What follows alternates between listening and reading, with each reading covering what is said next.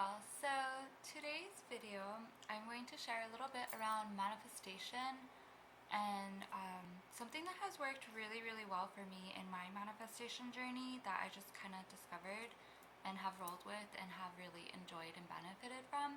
And this is also really great for those of you that are manifesting not only for yourself, but maybe you're manifesting in like your partnership or in your family, and you have a little bit more outside energetic influence, being that of your partner or your kids or like family members that might be like naysayers of what you're calling in. Sometimes it can make it a little harder for things to come in, and this is a way to work like one-on-one with yourself and your soul and what you're calling in and your relationship with the universe, by bringing in some like physical, solid, symbolic representation of what you are calling in that like others can't really alter or influence, because it's solidly there in your life and your mind makes that connection and then still continues to call in that what you're calling in regardless of the outside noise.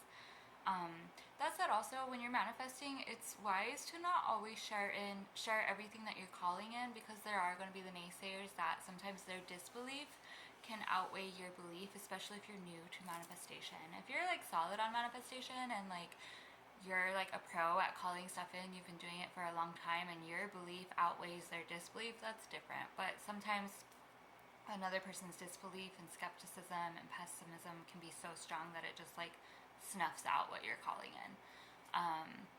And it's a matter of discernment, knowing when to share and when not to share. However, going into the topic of what has worked for me with manifestation, I find that it is so important to have placeholders. Placeholders meaning when you're calling something in, have something that holds space for the bigger manifestation that you would like to see in your life, the bigger desire that you're calling in, right? So for example, when we moved into this house, this yard is easily like 4 times the size of the yard that we once had. My husband had nothing to do with the yard. I was the one that cultivated the yard, took care of the yard, turned it into this really beautiful, energetic safe haven of just like love and Mother Earth and Mother Nature, and it always got a lot of compliments because I poured so much love into the yard. So that yard was the placeholder for the bigger yard that I was calling in. And while I loved that yard because I could like sunbathe and like commune with nature, it wasn't the exact vision that I had, but it held space for it. And so like I really love sunbathing naked, and so I had to like tactfully place my tanning chair to the side of the yard so a really tall neighbor couldn't see me, and I would still do it and the chair held space for it. But now in this yard the fences are even taller and I can sunbathe naked. There's magnificent trees and stuff that were already like planted here. I didn't have to work as hard to cultivate it because the universe saw me taking care of the yard that I had. It saw me utilizing that yard that was holding space for me to move into this yard, and then it made way for this yard to come in once it realized I was serious about the yard that I was calling in.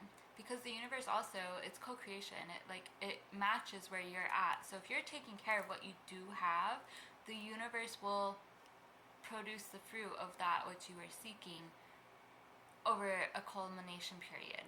And during that period, you might be doing shadow work, you might be doing somatic work, you might be doing like moon cycles work, whatever it may be.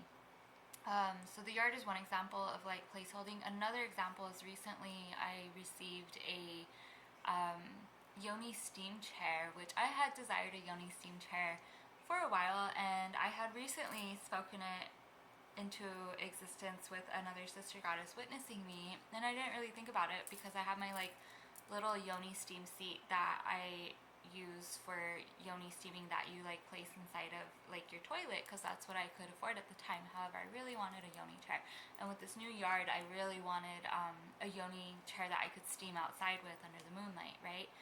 And so I've held space for that through taking care of the one that I had, which wasn't necessarily the most like satisfactory as far as like what I was calling in, but it worked and served its purpose and brought me a lot of peace and emotional well-being and energetic cleansing, which is great. And so even in this new house, I held space for what I was calling in by putting what I had in a place that like was of reverence. So I put like my yoni pot that I steam my herbs with, and I put my yoni chair on like this little hook in my Pussy Church altar space in this one room that is mine for crafting and office and my moon cycles.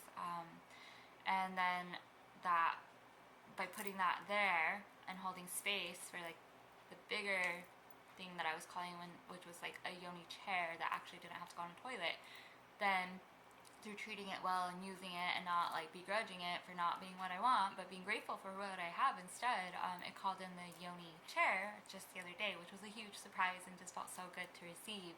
And I was like so grateful, and I'm like looking forward to using this.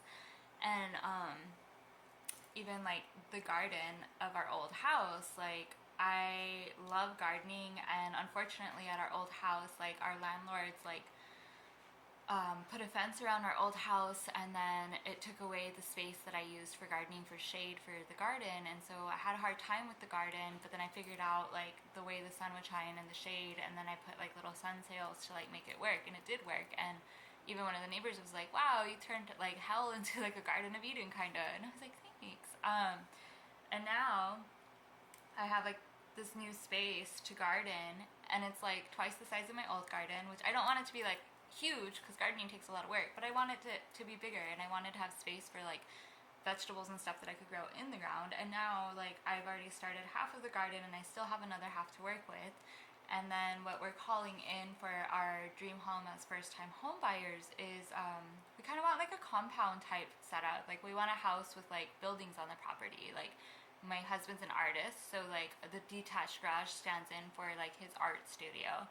And then I told my husband, I was like, we need to order a small shed. It doesn't matter if it's the perfect shed, it needs to hold space for the bigger picture, because then in that new property we'll have like the garden shed. We also want to have like an in-law suite, and in order to even have the in-law suite, we need to like have one more little building on our property holding space for that bigger picture of the compound, right? And so we ordered a garden shed that will hold the gardening stuff, and then that, and taking care of that shed, it's holding space for what we're calling in. And as we take care of it and as we beautify it, because I'm going to paint it like every month with like little flower murals and stuff, as we paint it and make it beautiful, it sends that message to the universe that we're ready to receive more. And then it's also me respecting my husband's art space by taking my gardening stuff out of the garage, so that way he has his art space. So then his garage is placeholding for the dream art studio that he wants, and then the garden space is holding space for the dream yard and gardening experience that I want, because I have a lot of visions going with like our yard also, with like photography and all kinds of stuff. So anyways, it's like a process, and understanding that having items to hold space for the process is really important. Another one was, I remember my husband laughed at me when I was like, well, I don't believe that I need credit to have a new car. I could just get a car and have it paid off and be good. And this has happened for me so many times. Like I think credit's like a load of crock, and I don't need credit. Credit just means you're good at owing money. I don't want to be good at owing money. I want to be good at spending money and being in balance with money. And so I had told my husband though that I desire that I have a paid off SUV before we move. And I don't know how it's going to happen. I just know it's going to happen. Meanwhile, I'm going to buy the steering wheel cover of like these cute little flowers and poppies, also symbolic of like a name change that I'm going through. And I'm going to put the steering wheel cover on the steering wheel of my current vehicle. And this is going to call in my new vehicle. And I also bought like a little trash can and some new little seat covers for my old vehicle.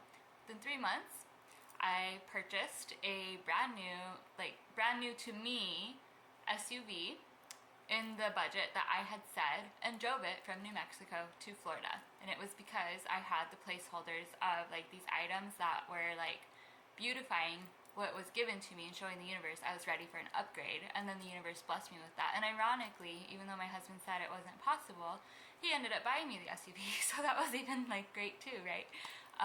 So again, placeholding, really powerful. Sometimes buying something to hold space can manifest something within a few months. Sometimes it might take like a year, but it's really important to have it, tend to it, cultivate it, grow it, believe in it, and then that which is yours will be yours.